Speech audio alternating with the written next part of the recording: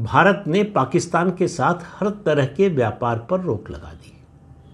जो प्रत्यक्ष रूप से हो रहा था इंपोर्ट एक्सपोर्ट, उस पर भी, जो परोक्ष रूप से हो रहा था यानी तीसरे देश के थ्रू बहुत सा सामान जो है पाकिस्तान का वो दुबई के थ्रू आता जाता था, उस पर भी रोक लग गई। उसके अलावा पाकिस्तान को जाने वाली जो दवाएं हैं, फार्मास्यूटिकल प्रोडक्ट्स हैं दूसरे, उन पर भी रोक लगा दी गई है। लाइफ सेविंग ड्रग्स हैं, उन पर भी रोक लगा दी गई है। तो भारत की स्ट्रेटजी क्या है? भारत की स्ट्रेटजी है कि पाकिस्तान के अंदर असंतोष पैदा करो।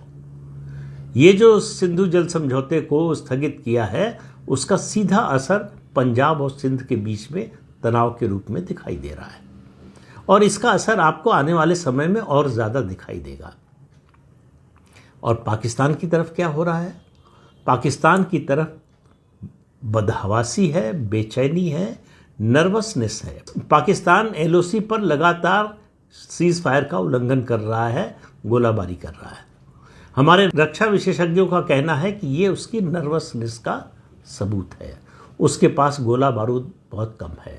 और आपको बता दें कि पाकिस्तान के पास जो गोला बारूद का भंडार था, वो उसने पैसे कमाने के लिए यूक्रेन को बेच दिया, रूस यूक्रेन के युद्ध में, और उससे कुछ डॉलर कमा लिए अपनी अर्थव्यवस्था को बचाने के लिए।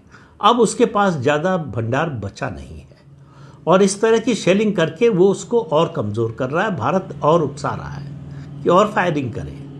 उसके जो शेल्स हैं, जो भी रिज़र्व हैं, वो जितनी जल्दी ख़त्म हो जाए उतना अच्छा है। अंदाज़ा ये है कि पाकिस्तान 4 से 5 दिन तक युद्ध लड़ने की स्थिति में है, और जिस तरह की गोलाबारी वो कर रहा है उससे वो समय और कम होता जा रहा है।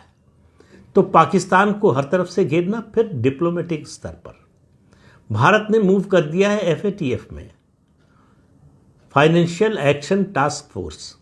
इसमें ग्रे लिस्ट में पाकिस्तान को डालने के लिए पाकिस्तान को निवेश या आर्थिक मदद मिलना बंद हो जाएगी अगर ग्रे लिस्ट में डाला जाता है। उसके अलावा आईएमएफ पे भारत दबाव डाल रहा है कि आईएमएफ जो है पाकिस्तान को आर्थिक मदद देना बंद करे, कर्ज देना बंद करे।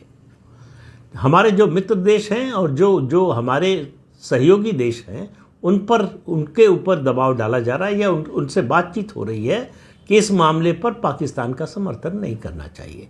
तो अभी तक दुनिया में सिर्फ 2 देश, एक है तुर्की, जो आप मानकर चलिए कि अगर युद्ध की स्थिति आती है, जो कि आने ही वाली है, तो उसमें पाकिस्तान की मदद करेगा, पैसे से भी, हथियार से भी।